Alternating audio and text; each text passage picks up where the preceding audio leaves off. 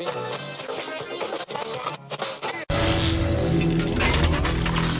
Check Radio.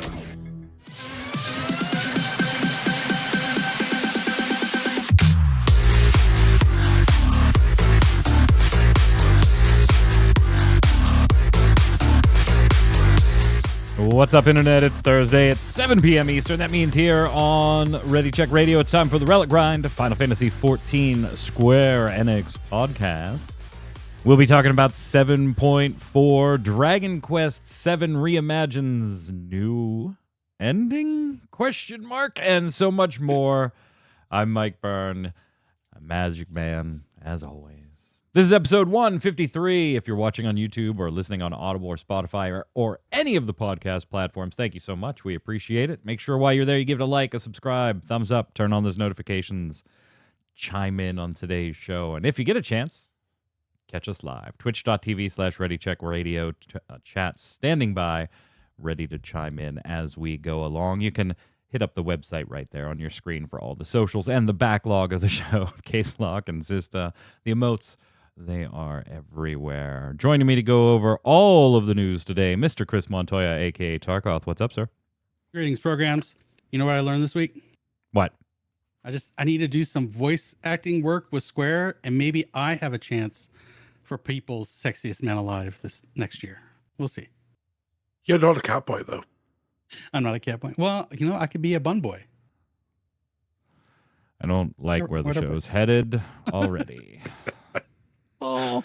Also on the line, Paul Berlin, a.k.a. Flynn. What's up, boss? Yo, the Kingdom Hearts community is in an uproar.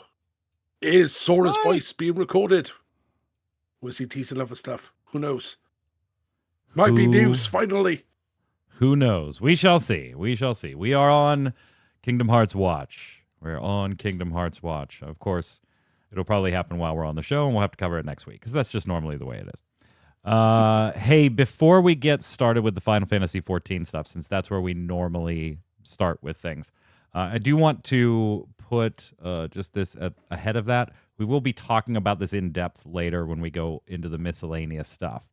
But Square Enix, across the globe in non-Japan sites today, had quite a few layoffs.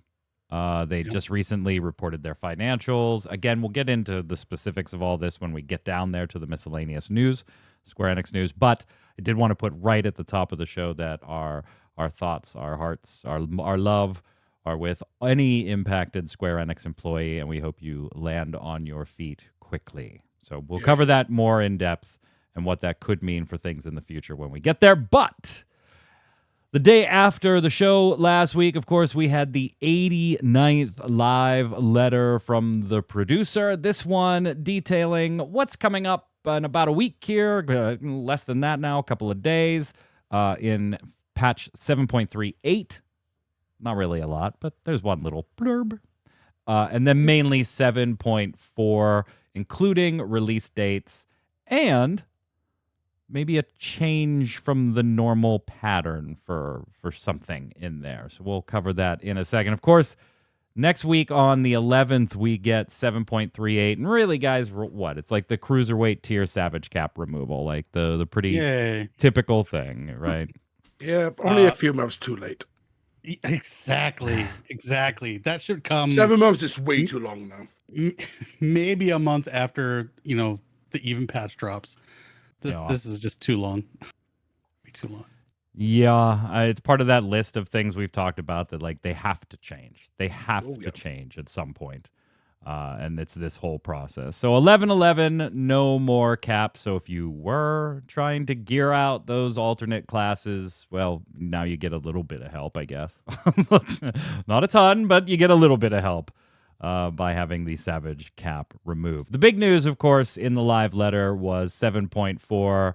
And I just want to give a shout out to Nova Crystallis. They do such a great job recapping these things. It saves me a ton of time, like putting together show notes for the guys in case they didn't get a chance to watch it or forgot to oh shit, I forgot to go watch it. They do such a nice job recapping it. It just saves me time putting the notes together when I can just link it and then put the topics in the order that I want to talk about them. So Nova Crystallis, make sure you're checking them out. Huge thumbs up. So we got the title, Tark. Into the Mist.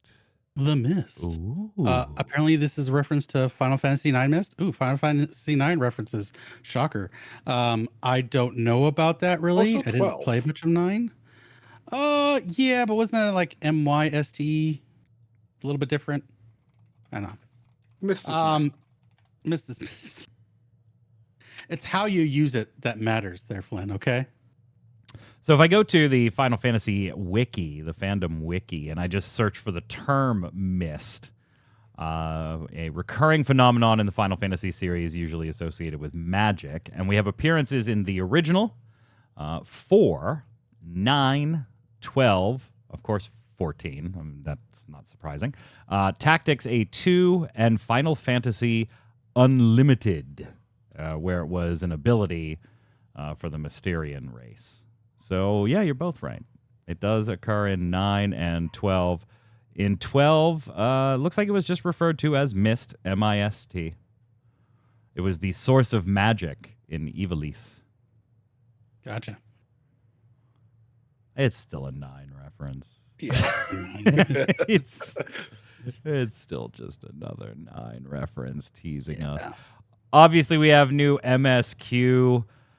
You know, I'm not really expecting a lot. This is a sort of slow warm up now for the expansion. Right. So we've kind of completed the 7.0 and the subsequent storylines from there went through 7.3. 4.5 are normally preamble for the .0 expansion. And out of the two, you know, really 7.4 is usually the lighter of the two as far as getting an idea of where we're going. I think in 6.4, Tark, is that when we first saw... no. I'm trying to remember when we first saw your boy Golbez. Like when he was teased. That would have been before that. I want to say that was 6.0. Yeah, I think you're right. I think it was his before story that. was all of Endwalker. Yeah, well, yeah, leading into. Yeah. Or capping off Endwalker. Yeah. You right. But yeah, so MSQ. I'm more interested in some of the other things we saw. Is there anything, Flynn, you want to chime in on with the MSQ, though, before we go? Not too much. Because you're the one that's always like looking through lore books based on trailers and images and stuff, and I ain't got time for that. Yeah, like all of my theories at the minute are from what I've said to go back to 1.0 and 3. It's like Trebuchet, probably our ass in to do with the Winters. That's what I'm expecting. So the MSQ right now is a case of, we're just going to get fluff. I'm more shocked that we've got a release date on the patch. That's my biggest pick from this. Yeah. The first time they've done do this, that, and it though. makes sense why they did it.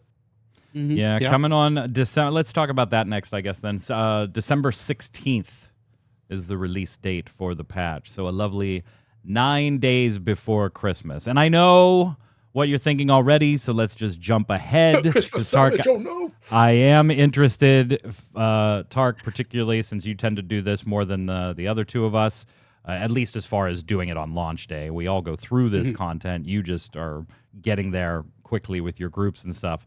The new 8-person Arcadian heavyweight tier raid comes in this patch, but that's on the 16th.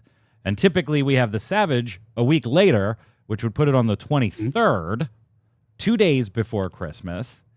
And to address that, they're actually delaying the launch for Savage this time around from a 1 week after the patch cycle to a 3 weeks after the patch cycle. So it won't actually come until 7.41 all the way on January 6th. So completely through Christmas, New Year's, everything, all the holiday season, and then the Savage hits. Thoughts on this? I mean, initially I was like, oh, that's probably pretty well received by most Savage people. And then I was like, but it is also 3 full weeks after the patch, which is quite a bit of time when you think about it. It is quite a bit of time, but timing is everything. My team didn't even have plans to get together. We're like, oh, if it's dropping on the 23rd, I'll see you guys after New Year's. So like, okay. So we were going to be doing it anyways. So I'm happy for it that it's delayed. Lets me catch up on all the other stuff that's dropping, little bits of pieces here and there. So I'm all for it. I think it makes a lot of sense, Flynn. I'm glad they Right, did it this time. happened. Last year It's wasn't very actually well received, and it chaotic. was No, last year was not well received, and it wasn't as if I remember right, it wasn't as close to the holidays as this cycle. I think there was like 2 extra days, if I remember right. well, last year it Or was the- you- it was chaotic that dropped during Yeah. Christmas, and we're like, really? Like, I'm not gonna have time to dive into this, so Yeah. that got pushed to the side until holidays were done. Family comes first, people. Family comes first. It's just a silly video game at the end of the day. Just a Yeah. silly video game. Looking at some of the other content, though, we've got the new trial coming called Hell on Wheels. This is something I did pull a little B-roll for so that you can get a look at the new trial, normal and extreme mode. They didn't drop any names, but right, I mean, this is, well, what do you want to call it? It's either a Glacia Lobolis or Doom Train, whichever you prefer. Has to be Doom Train for me. Yeah, it All has the to be pop-up Doom Train tape for stuff you. around the room. Yeah. I think it's funny. This is the art, it's based on the art that is actually used in the Final Fantasy TCG game for an old Opus 5 summon, Glacia Lobolis. And it uses the original art that this is taken from, that this is inspired. I love it. Doom I This is think from it's 8, fun. though, right? That art, I think, is actually 6. But let me double That's check Phantom that. Train. Phantom Train. That would we had. No. Phantom Train. No. Hold on. No, it'd be the Glacia Labolis. Yeah, for the it'd be older Glacia Labolis. Labolis. Oh, I should limit that to Final Fantasy. Gonna be quite a few responses to that one. But we'll Oh, get that's it. the concept art from 8. Sorry, from 8. Okay, so yeah, that's 8. Yeah. Another one Did I I say haven't dived 6? too much Yeah, in. it's 8. Yeah. You're only Yeah, Doom. 3 games It's gonna away be now, Doom Tack. Train. They're gonna use the name that most people know. It's gonna be Doom Train. Yeah. Makes me a little sad, but I love the look of it. How do you think Looks this a little fight is gonna go, Tark? Like, there's a. I have is no this idea. right? Like, is this a square platform with the train charging everywhere? Well, that feels a little too Titan number 2, right? Like, Or I don't Phantom know. Train. Yeah. I Right? hope they look at Found the Train and go, we want to do something a bit more unique. Yeah. Yes, please give me something unique. I would love that. I always love it when they experiment. Whether it fails or is good is beside the point. You know, at least they're trying something different. Yep. Yeah. I I'm a could big fan see too. them take the Omega Ultimate fight from the 24-man situation, where we're jumping back and forth different trains Yeah. with more environmental factors kicking in, just to try and make it more visually appetizing. I did like that fight in the 24-man. Hey, totally generic off-topic thought, but how do you feel about like the active time events in like the middle of trials and stuff like So that? dumb. They're just dumb. In Okay. normal modes, they're fun. When you're just trying to farm it over and over, I like it to be shortened a bit. Just remove it. I just kind of feel like they're lazy. But to be Yeah, fair, 'cause they're I not- think they're quick just mash. I think quick time events in any game are usually lazy. I'm not exclusively pinning this one on Final Fantasy XIV by any stretch of the imagination. I was just curious as 16. to your thoughts, because I can absolutely see a QTE in this type of fight. Yeah. If I had to guess. The hope I'm QT is wrong. so we can Shenmue. finally suplex the train in 14. Right. Shenmue, yeah, the entire game is QTs. Yeah, Yeah, basically. Flashbacks. We have the Mistwake Expert Dungeon. Not a lot that we know about that, but hey, new dungeon. Hey, If 2 trash packs. if I the was, wall. I was gonna Probably say a the same thing. snake enemy if they want to keep If- to the Final Fantasy 9. If I had to guess, pull boss, pull boss, pull boss. If I had to guess. Cutscene. Sometimes with an Cutscene. extra wall just to split up the ad pack. Exactly. And then we mentioned it briefly, the heavyweight tier coming. Who's this lovely vision of red hair here? Yeah. Don't know. I mean, I can't replace Shell yet, but I mean, I Getting like the red. close. getting close. As soon I'm as ready they for the say hello to heavyweight too. Tark, you'll swap. I've kind of liked the Wow. story of the tiers, the Arcadian. I do yeah, hope I we do like fight the- Vince McMahon this time. I mean, It has to I end that mean- way, right? It's typical WWE. That- You have to yeah, fight the we're- owner. Yeah. I mean, you can pretty much. I'll put money down on that we're going to fight the president. It's a Vince McMahon wannabe something, so you can expect that. Probably as the last boss. Just remember, Savage will be in January. Your holidays January. are fine. Hildebrand, which I hope is a little better than the last patch. The last patch didn't really do much for me. It was like 2 quests, but I don't know what the hell this is a picture of. I mean, I know it's a cactuar on a motorcycle Capture bike. Man Randy Savage. Right, but I kind of tender. want this as a mount with the tender Yeah. on it. Like we're behind the tender, gripping its waist. Like I want this as a mount. Oh, Just let us ow. go inside it. That becomes our character model. I'm happy with that. So yeah, I'm absolutely all for whatever the hell this image is showing me. Don't know. And then Tark, we've got the new Unreal right up your alley. I am really excited about this because Sirio, while I like the fight, it's way too easy. Way too easy.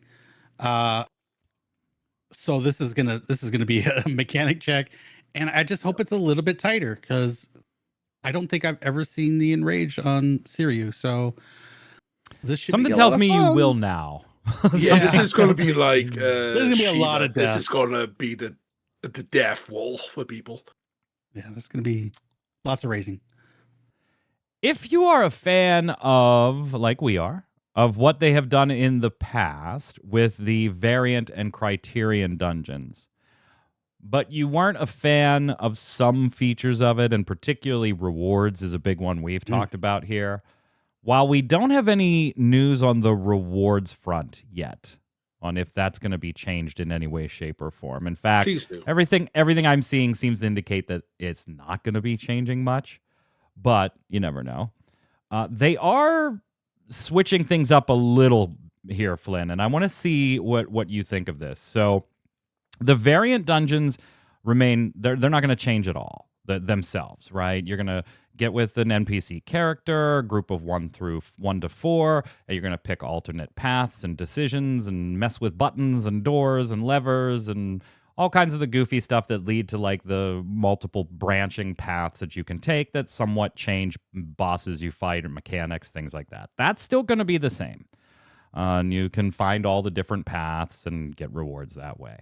Get a story and yada yada. Right. But typically after that, you would have then the Criterion dungeon, which was the slightly above, they've described it as slightly above Savage level difficulties for that dungeon. It's a more dedicated path, though. It's not as variant as the variant dungeons. They're going to make a small change to that kind of do variant, open up Criterion process.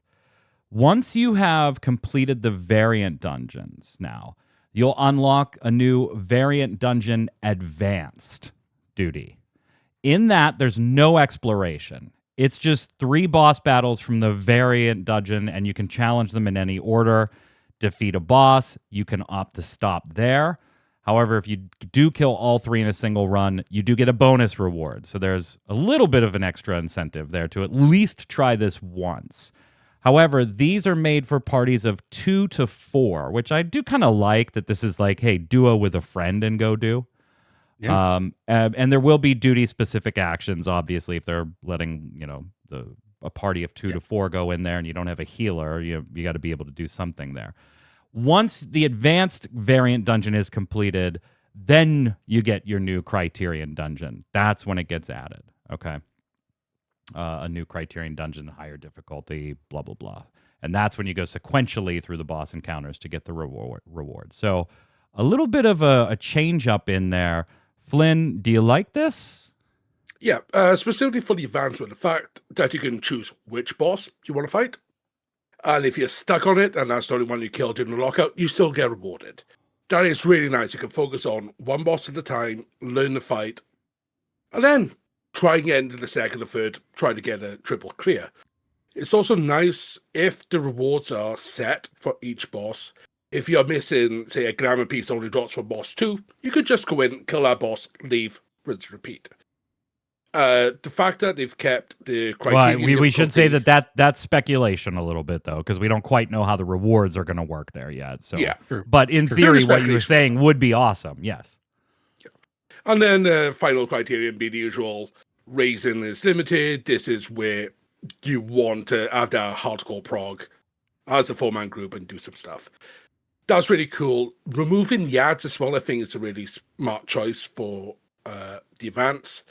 It was fun the first time going in and just getting one shot by stuff. It's like, okay, then you did Eureka Orphos and every enemy from floor 1 onwards was doing that. Keep that to Deep Dungeon. It's fine. Keep the content separated so it's unique enough in each. So you can dip your toes where you feel like dipping your toes. Tark, you about this? Yeah, I'm all about this rearrangement of difficulty in the content. And we kind of touched up on this with Pilgrim's Traverse, how they're experimenting with difficulty and trying to get more people of different types into a piece of content and offer different difficulties. And Pilgrim's Traverse was that first touch point. This, I think, continues on that because you got the variant, which, I mean, super casual, right? You can do it solo, any job, whatever. The advanced, you say super casual, but I do think that there is a little bit of challenge in those. Like the first time through on each boss, there are mechanics that if you're doing it solo, will catch you and you go, oh, okay, shit, we cannot get hit by that ever again. Like, I'm not going to sit here and say I've never died solo in a variant dungeon. I don't sit there and like beat my head against anything, of course, to your point about it not being the hardest thing ever. But there were a couple that have caught me by surprise and I'm as a black mage and I'm like, oh, I guess, yeah, that's basically a one shot for me. We won't be doing that again. Sure. So you got the variant. This new advanced, I like that it's building mechanics. You're getting rid of the trash and the exploration. You're just about maybe elevating the difficulty just a little bit. And then you got Criterion, which again is another boss rush. They limited the trash again, so it's no more trash boss, whatever. Rewards are going to be key. Like, is it going to be something that's going to make me want to keep playing this repeatedly, or are we going to have another quantum issue? I am also super happy that they got rid of Criterion Savage. I just thought they saw the clear rates. What was it, less than 1% of the population? And they're like, okay, yeah, that's just not something that's people want. And the Criterion regular is absolutely fine. Again, it's all about the rewards. And do you incentivize us to keep playing this content? Yeah, I'm looking forward to it. I'm down with this. I'm down with this change. Again, you said it earlier. I like when they experiment with things. Even if it's something I go and do once and I go, yeah, that wasn't for me, I'm not going to do it again. I do like, and maybe something is universally received that way. And we see it fall by the wayside in favor of this experiment that did kind of work. And so let's iterate on it. I like when any MMO does that. And Final Fantasy XIV is no exception, being my favorite MMO out there, even though it's not the one I play the most of right now.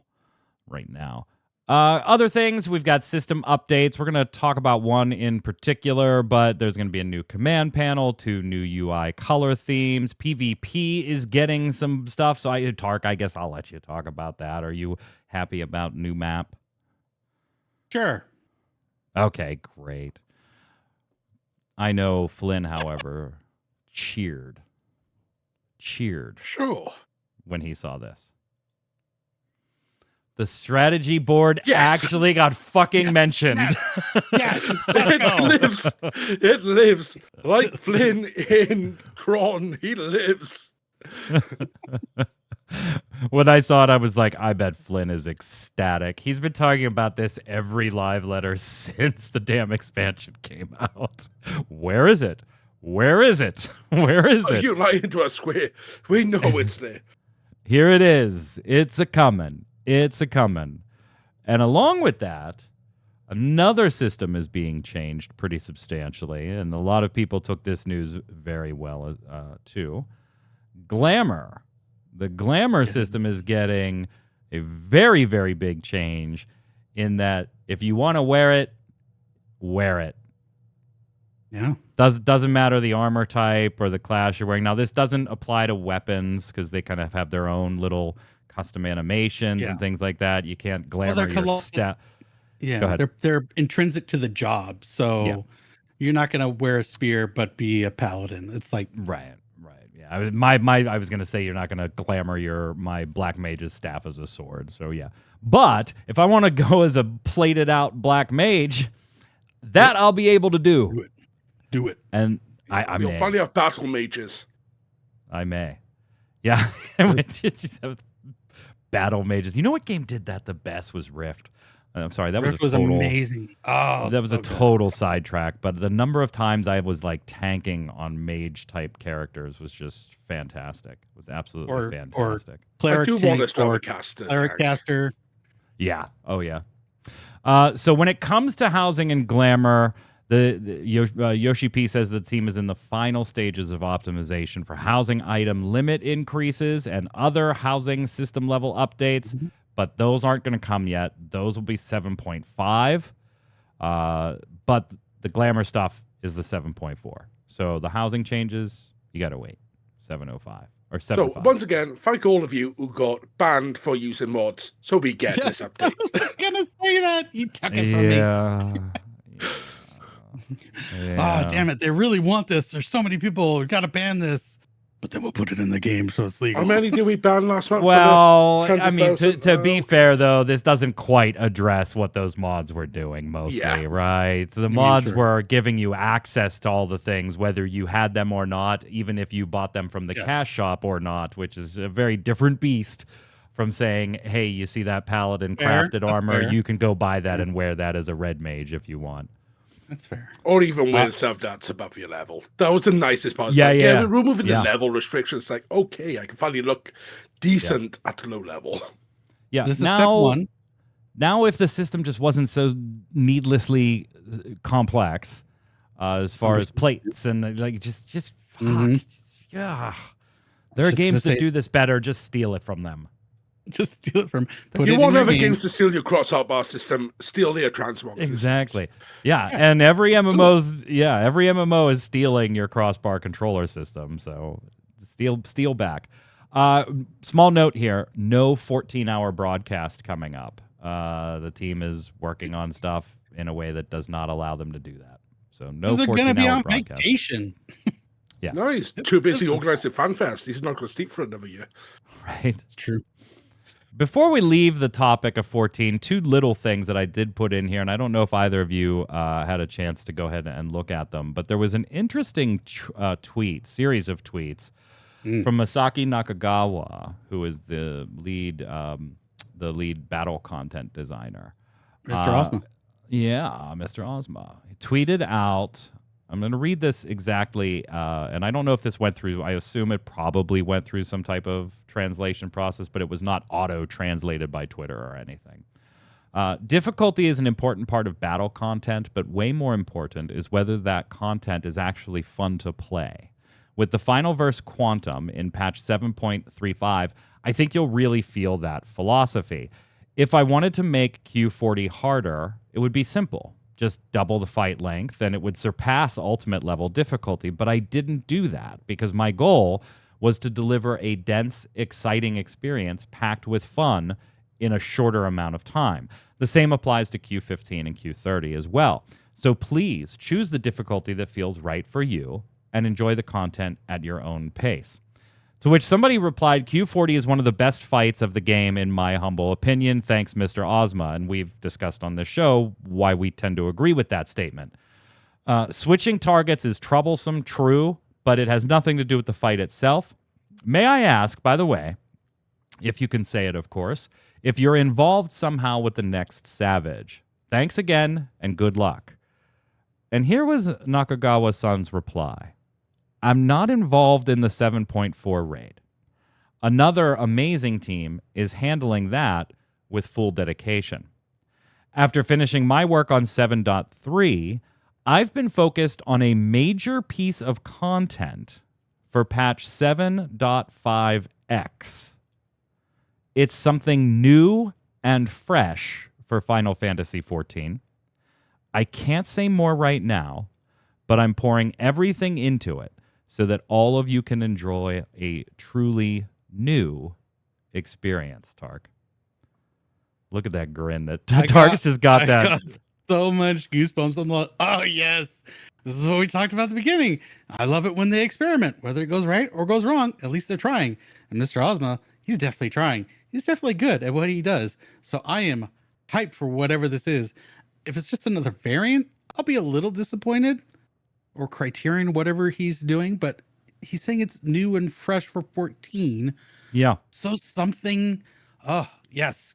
Let's try it. Let's see if it works. If it doesn't, we'll let you know. It's definitely interesting to see him use those specific terms. And again, that's why I called out, hey, I assume this maybe went through some type of translation on their side. Yeah. I don't know Nakagawa-san's proficiency in English personally, so I can't speak to that. However, it is not me just reading an auto translate off of Twitter or Google. These were in Nakagawa-san's actual tweets, Flynn. And one, I found it incredibly interesting that I shared it with you guys immediately. Like the second I saw it, I was like, hey, what is this little guy? what is this little guy here? And two, I think it's interesting to be trying something new that late. He specifically says it's the 7.5x patch. So that's got to be, the 1 or the 3, the 5, whatever. In the expansion cycle, this isn't something new that they're saying, hey, that's new and let's hold it back for the expansion, which at that point is only just months away, right? 3 months, 9 months, depending on which patch it comes in. But they're gonna pump it out before that. I think on both of those points, Flynn, it's an interesting thing to speculate on. It is. I saw this getting retweeted by Frosty and when it got initially tweeted.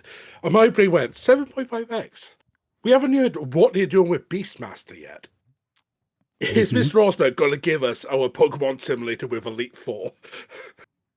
That's exactly where my brain went. I mean, that could be cool too. It's new and fresh. It could be. It's definitely new and fresh. Not exactly what I would think the battle designer would be doing, but I can't say that it's totally not battle related either, right? Like, we got a brand new limited job. It might have a brand new game system for all we know. Yeah. I'm looking forward to whatever it is now. I'm very intrigued. Mr. Osborne doesn't disappoint. Usually not. No, usually not. Hey, before we, last thing on Final Fantasy XIV here. Graha Tia voted People Magazine's 2025 sexiest man alive. And I mean, who could blame them? Right? Yeah, the red hair, the blood red eyes. Those ears. Oh, wait. Those ears. Maybe it was the voice actor. Oh, did I read it wrong? Oh, I think you did read it wrong. Yeah. Oh yeah, it's just Jonathan Bailey that's actually people's sexiest man alive. He just happens to voice Graha Tia. No, I think this is what propelled the vote. Graha. Yeah, it wasn't Bridgerton. It wasn't the new Jurassic Park. Nah, it wasn't any of that stuff. It was his voiceover No one work knows with him Graha for that. Tia. Come on now. Yeah, no, but nobody's ever seen those things. Bridger what? Jurassic what? Oh, Graha Tia? Yeah. Gotcha. Yeah. Crystal Tower, right? Yeah. Okay, gotcha. Congratulations. It's very cool. Congratulations, Graha Tia. and I'm going to continue to say that Graha Tia won it. Yep. Moving on to some other Square Enix stuff. This is a little what? Dragon Quest VII Reimagined, something we're all eagerly awaiting. Yeah. Apparently, guys, will have a never before seen ending. Okay. Originally came out 2016, right? Yeah. Or 2001, and then the Nintendo 3DS one was 2016. Yeah, it's apparently going to have a new ending, according to Game Informer.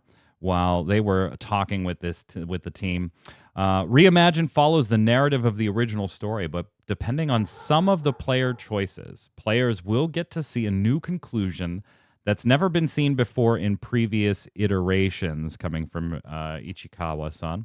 So even players who have played previous versions of Dragon Quest VII, they'll still get to have this fresh narrative experience with Reimagined. Now, Game Informer, specifically Wesley LeBlanc, could not get more details on what this meant, but yeah, that's a bit of an interesting nugget to go ahead and toss in there, Tark. Yeah. I mean, I was hyped to play this anyways. I never played the original, and maybe I should just play the original to see how it pans out. Fire up the old PS1, or is that PS1? Yeah, PS1, right? Yeah. So, and then dive into that, and then see what kind of changes we are, and then kind of have a report card for you guys. But it's really interesting, and for maybe people that are like, oh, I already know what happens in this game, is like, oh, well, maybe you don't. Maybe there's a little surprise for you at the end of it. Play it again. I do like it from that respect, Flynn, where it's, if you've played this before, there's something new here. I'm not going to tell you how to get it, because he specifically talks about players' choices leading to this never before seen ending. And I kind of dig that. But there's also a part of me that goes, I don't know, man. If you guys did a Chrono Trigger remake and you all of a sudden said, oh, we added an extra ending, I'd be like, what the fuck did you do to it? Don't do it. Don't do it. So I don't know, Flynn. How do you feel? Oh, that's in some ways it feels very 7 remake trilogy right now. It's like, yeah, things are slightly wonky because they're just rehashing a few things, just tighten it out, make it a bit of a better product. It's nice that there will be the original canon ending. Yeah. And that's the thing. Like, I can live because it doesn't replace anything. It's in addition to. But the thing I'm enjoying, not just for this, but as we talked last week with Dragon Quest 2 HD, they added these new little nuggets in just to bring some new life into the series without taking away from what it is. Yeah. No, I definitely agree. Nice. I'm looking forward to it. I'm glad it doesn't replace anything. It's just yeah. Hey. Do you think that the backlash of a 7 remake, maybe that it was, the remake is in the title, but it was just like, it was kind of a reimagining and an alternate timeline kind of thing? Do you think that kind of backlash led to why they're being so forthcoming, why they chose Reimagined as it's part of its title? Partly, but it's also the more accurate term. I think it was on the show that you wasn't on. It's like, that's the title they should have used for the 7 series, because it is a bloody reimagining. Yeah, I mean, I don't disagree with you on that. I don't think there was any chance in hell that there was ever going to be anything besides Final Fantasy VII Remake, because that's just what the internet had called it since the tech demo back on the PS3.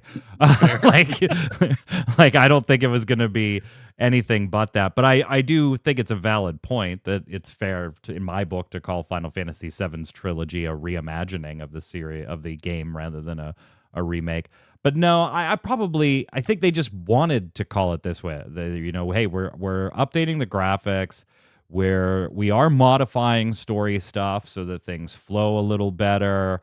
This is kind of like, I almost view it as a, hey, if we could have made what we made back then now, what would we have done to make it better? Let's imagine for a minute that we could do anything we wanted, and this game had never existed before. These are the changes we would make to it. And when they got that list and they saw what was on it, they were like, yeah, this doesn't make sense to call a remake. I can't imagine like their marketing team is, I don't have a lot of faith in their marketing team right now. Again, not the individual employees, just the overall company's marketing direction, to be specific there. To think that they've run analysis to that degree where they're like, maybe we should not use the word remake. I don't think they're... Go ahead. No, I was just thinking, I think they're just being a little bit more transparent, because there was no transparency with 7 Remake, so people went into it thinking, "Oh yeah, Yeah. it's going to be 7," but like it's what I always hoped in no more block characters, and it's just 7. No, it's different. So I think they're just like, "Hey, this is different. There's some stuff that's still the same," and I know that there's not a whole 3-game plan for this one title, Right. so Thank God. Hallelujah. Well, let's talk about some bad news here. We're going to lump all of this together. At first, before we get to the financials and the layoffs, as part of this discussion, AI is going to enter this discussion. So I do want to talk about 2 aspects of AI and Square Enix before we get to the layoffs and stuff, because it'll kind of make sense if we do it in that order. First up, Square Enix, along with a few other companies, Bandai Namco, Studio Ghibli, they are filing a complaint to have OpenAI stop using their content to train AI. And this is specifically in relationship to Sora 2, which they say has actually been pumping out images and AI-generated art that includes trademarked and copyrighted characters and materials from these creative producers. So this violates a number of different Japanese laws, which we'll get to in a second. But the CODA organization, or the Content Overseas Distribution Association, it's an anti-piracy organization that represents a bunch of Japanese IPs. They have filed this complaint. Now, OpenAI says, hey, on the other hand, we're going to make a change to Sora's opt-out and give Sora an opt-out policy for IP holders. And CODA comes back and says, no, that opt-out policy violates Japanese copyright laws, because under Japan's copyright system, prior permission is generally required for the use of copyright works. There is no system allowing one to avoid liability for infringing through subsequent objections. Like, you can't force me to have to opt out to protect my copyright. Like, that's not the way that works anywhere. So while on one hand, Square Enix is part of a conglomeration of companies that is very, very upset about AI usage when it comes to things they generate and build, on the other hand, Square Enix has also said that they want generative AI to be doing 70% of its quality assurance and debugging work by the end of 2027. So when it comes to getting rid of 70% of their quality assurance or QA bug testing roles, or even roles that are a little higher up, right? Organize a team, summarize all the feedback and everything, and have AI do that. I can't sit here and tell you, hey, that might not be more efficiently and quickly done by AI. It probably is once AI gets to a certain point. But we go back again to, if you eliminate all entry-level positions, then who becomes your next tier of above entry-level employees without multiple years of extra education and no entry-level position to go into to learn to be the one in charge? So it does create an interesting dynamic. I think Square Enix really wants to say, no, AI can't be doing this, and it's on a copyright claim. But when it comes to the more human side of being a business, we want AI to be doing 70% of what is generally considered entry-level work. Yeah. We don't like AI. By the way, we should point out that's our AI. Yeah, we should point out they are by no means alone in this. This is every video game company. They just happen to be the one that said it out loud the most recently. You know, just going to be losing the soul behind games before long. Yeah, I mean, there's certainly a danger, fear. right? Yeah, there's certainly that danger. Yeah, just reading like using it for QA tests. It's like, you need humans to do that, because we don't act like a machine. We don't think, oh, we'll just watch this part. We go, What if I do a tiny little zigzag for no reason, just a tiny little zigzag, and that can break a game because that weird thing just couldn't be handled? Yeah, You and need it's that one of those. randomness that only humanity can. Matt do. Booty talked about this a long time ago, and I think the article I linked, they talked about this. His exact quote: like, there is a certain benefit to being able to say, "Hey, before we go home tonight, let's turn the cloud on and fire up the game 10,000 times, have it running in the cloud all night, and just have all these iterations testing, and then come in the morning and the report will be there." Right?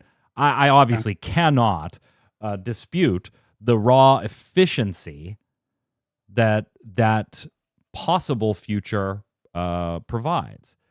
Whether it actually provides meaningful QA, I don't know. Are we going to be there in 2027? A lot of people think we are because of how fast AI is programmed or is learning. But I don't know, to your point. Can you get an AI that can, find the speedrunner tricks, for lack of a better term? Like, I've part of my university degree, we did look at TaskBot for Super Mario. So learning how the AI gets programmed so it knows the level inside out to have those perfect runs.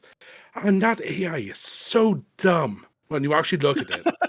It is so ridiculously dumb because the particular models they have to use needs the correct data first to start learning what is correct. So when you're doing a QA test that's blind, like if it was a learning vector system, it's like, yeah, it will start putting a hat in a box randomly. You have to go in and tell it, yes, you did actually put a hat in the box. So run it, like if they did the initial 10,000 instances, all you'll end up is random data that might somehow be correct. Until you then go through 10,000 reports to say, okay, this one did not, this is why. So it can adapt and change, and the weighting system gets messy. It is so dumb. Maybe the entry-level jobs are going to be teaching the AI how to work on each individual game.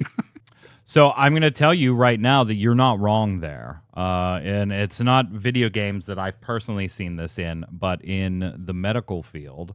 My wife is a nurse and oversees a team of nurses. She's a nursing supervisor.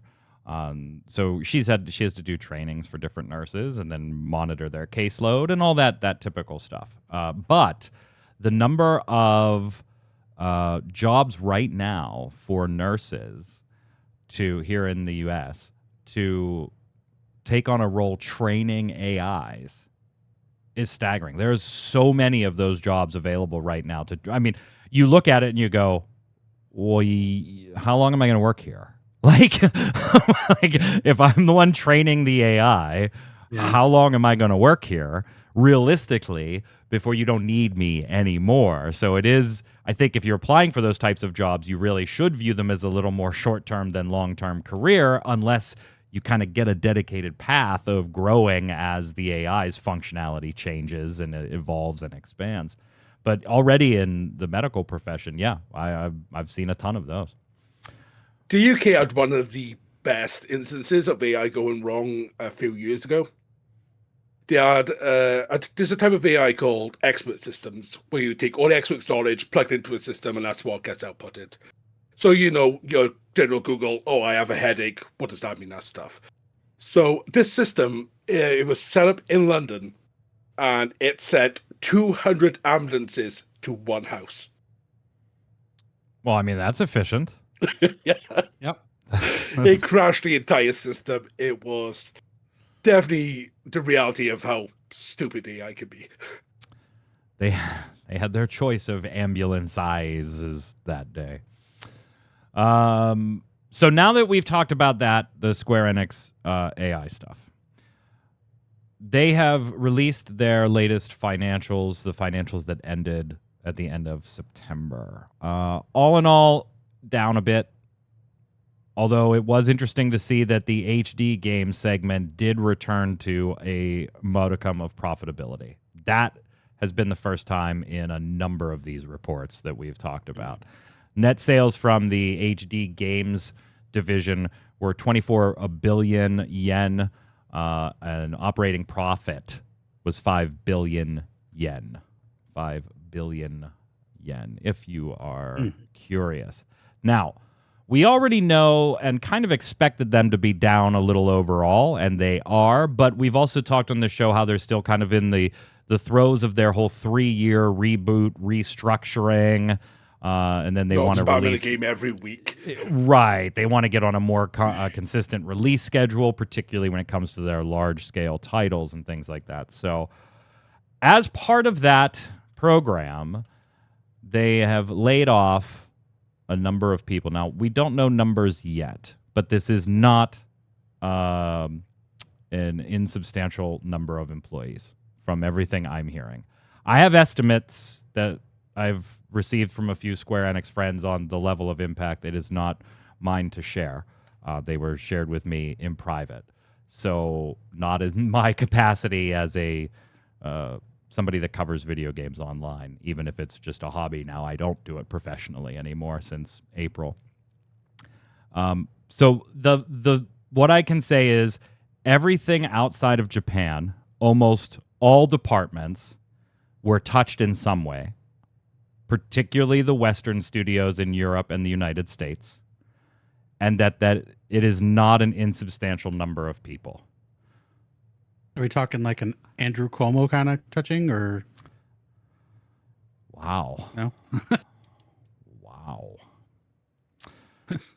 And so whenever they decide to announce these, I can tell you for sure that like even Final Fantasy TCG was impacted. Square Enix employees in Europe and in the United States who work on the trading card game, some of them were impacted. That's how far-reaching into the company's coffers these layoffs are. To be expected, right? Maybe not to this degree, but they were honest a while ago saying we're in a 3-year reboot cycle, guys. And we need to make changes. And their finances as a publicly traded company, kind of dictated that they needed to do that. One of the things we did see in their presentation, though, was that going forward, expect most titles to come out on all platforms at the same time. Like they showed this chart where it had like Final Fantasy XVI and the various launch dates for PS5 and Xbox Series X and Remake and Rebirth and Romancing Saga. And then basically from Dragon Quest III HD 2D Remake on through Tactics and Dragon Quest 1, 2, Dragon Quest 7. It's just simultaneous releases on multiple platforms. Something we've said they should be doing for years now, Tark, but Absolutely. glad they're doing it. I'm unhappy that it came at the expense of quite a few people. Yeah, those people losing their jobs, I feel bad for them. I hope they land on their feet and find something to keep their families going. But yeah, this is something where Square's struggled with for quite a few years. I want to say at least since 2021, 2022. I guess we kind of saw this coming. I'm glad I feel like they are righting the ship, but yeah, at the expense of the people that helped them get where they are, it's unfortunate. Reporting from VGC Video Game Chronicle, this includes staff across IT, marketing, publishing, sales, QA, business planning, and more.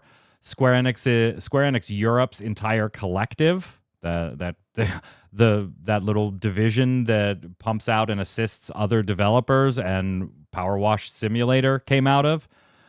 External studios development and brand marketing and Japanese comm support teams have been told they are at risk. That's according to VGC.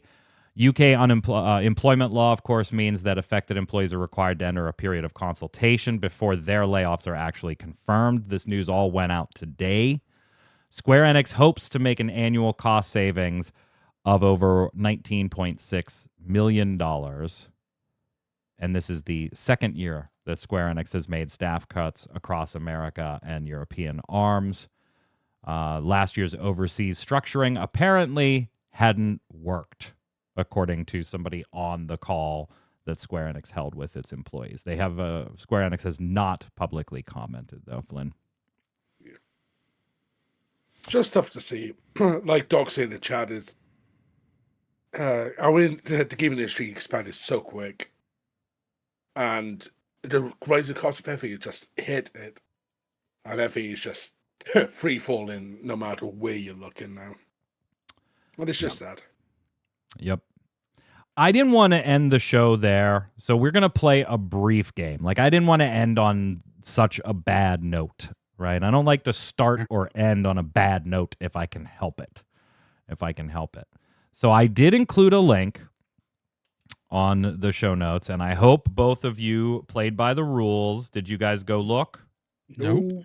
Okay. You want the Chat. big capital shouting at us to not look? Yeah, Chat, do we're not not gonna do play. it. We're not gonna play a full version of this like we did last week, with the 10 best Square Enix games of all time, and then some of the underrated ones or some of the canceled ones. But I do want to see if you can guess a couple of these, and then we'll move on to Love It or Leave It and call it a day. Chat, feel free to chime in as well. This is a list that I found according to Screen Rant, published just this past week. So it is brand new. You don't have to worry about it coming out a year ago or anything.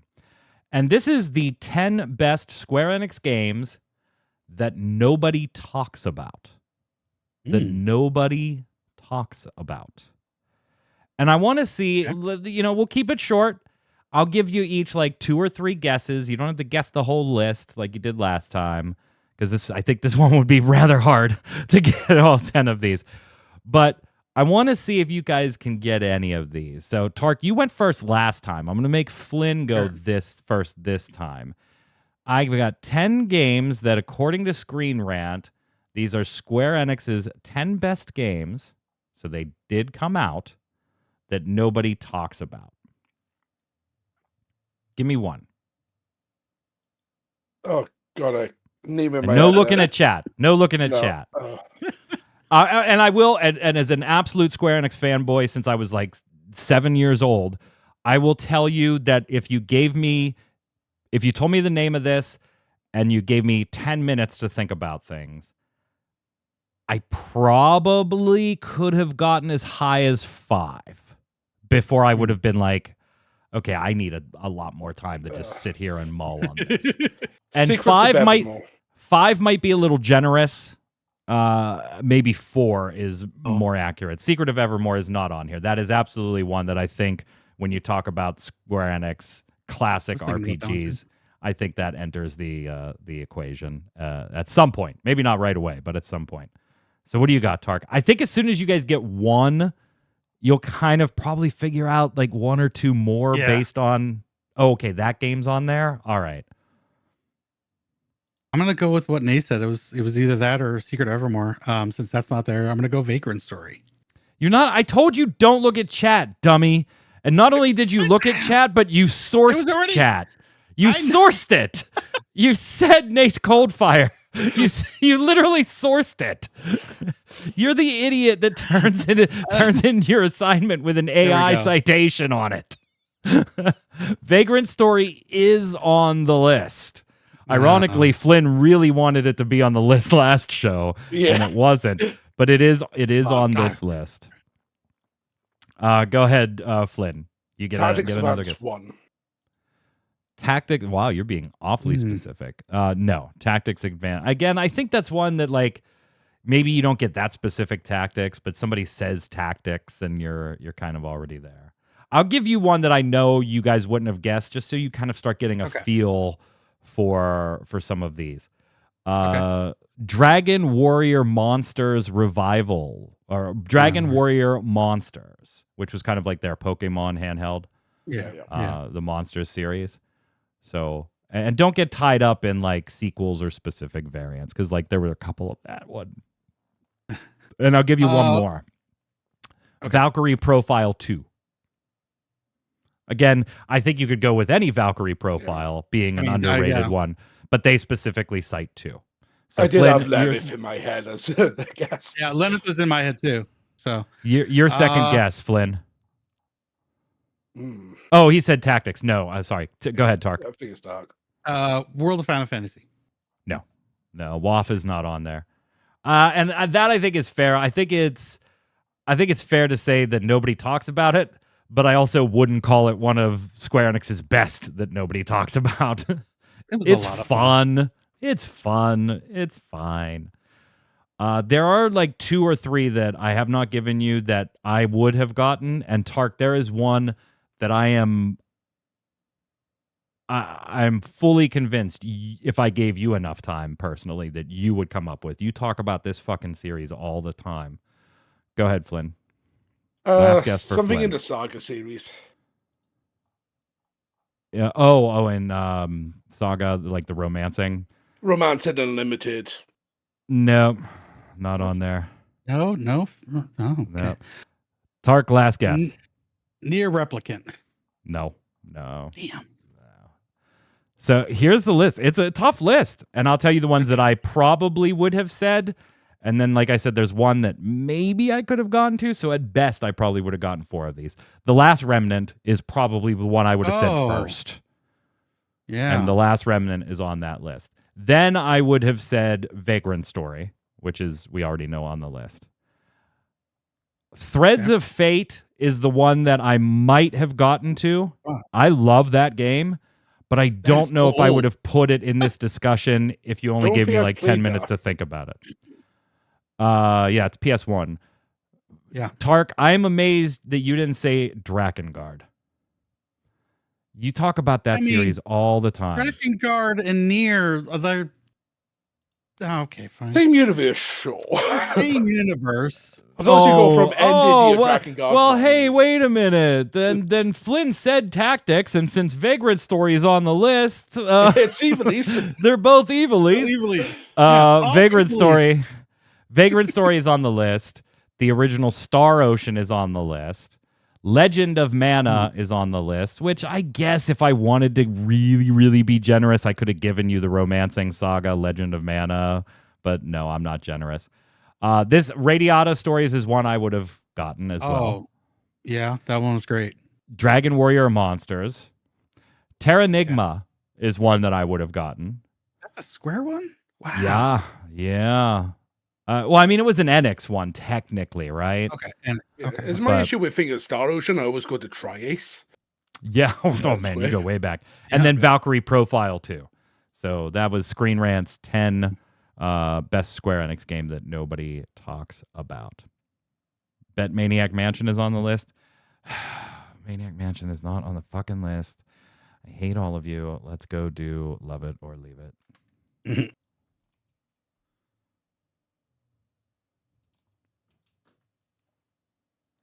Love It or Leave It is the way we end every episode of the Relic Grind here. It's where I give you something Square Enix related. Could be a game, a feature in a game, something they've done, something they've said, and you tell me whether you love it, want more of it, or leave it, never to be seen again. No fence sitting here. And obviously, layoffs and things like that are always just bad, so I'm not going to give you one of those.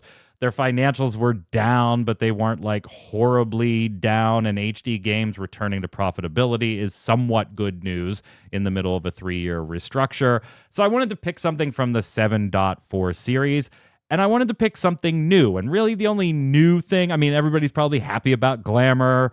Flynn would have loved the strategy board. Like, that one would have been easy. And we talked about, hey, we kind of like them experimenting. But I want you to tell me love it or leave it without getting a chance to play it. The new changes to the variant/criterion dungeon. I'm not saying, well, you know, we like it. We like them experimenting and maybe it'll work and maybe it won't. We'll see. No, you got to love it or leave it right now, Tark. I'm going to love it. I like that they're experimenting with difficulty. I think it's still going to be variant, which has its fun times. So yeah, I'm all for them iterating on this piece of content. I'm gonna love it too. Doc Holliday and others in chat, they love it as well. I think I like the idea of it from everything we've heard so far. So I think I'm going to enjoy playing it. I just want the rewards to be better. Want the rewards to be better. Flynn? Yeah, barring any discussion about rewards, it's a love it. Just the idea of we can go in and choose our boss. That is enough of a self for me to go, yeah, they're trying something new, let's do it. Agree. Let us know in the comments below what you think about everything we've talked about on today's show. And of course, we'll be back next week, Tuesday with Gaming Gumbo and Thursday with the Relic Grind, as well as multiple streams, including Tark on Saturday nights and Final Fantasy live trading card game locals on Mondays. This Monday should be pre-release for the newest set, barring any shipping delays. But I think we'll be okay. Yeah. I think we'll be okay. So stay tuned. Come on in. Until then, Flynn, where can everybody find you? You can find me around, especially here on Thursday nights / Friday mornings for me. I am lucky to be in the UK, so I'm not getting hit by the mainland EU delays for the new TCG set. Nice. Ooh. Nice for you. Tark?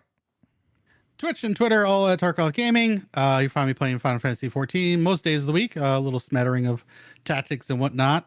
You can find me here on Ready Check Radio, as Mike said, Saturday night, where we now start Final Fantasy VI. Look forward to it. I'm Mike Byrne. You can follow me. Well, that's not right. Right there at Magic Man 1. But more importantly, follow at Ready Check Radio, and you know every time we're going live with a podcast stream, Final Fantasy trading card game locals, and much more. Until next time, gang, stay safe. We'll see you on the servers. Later.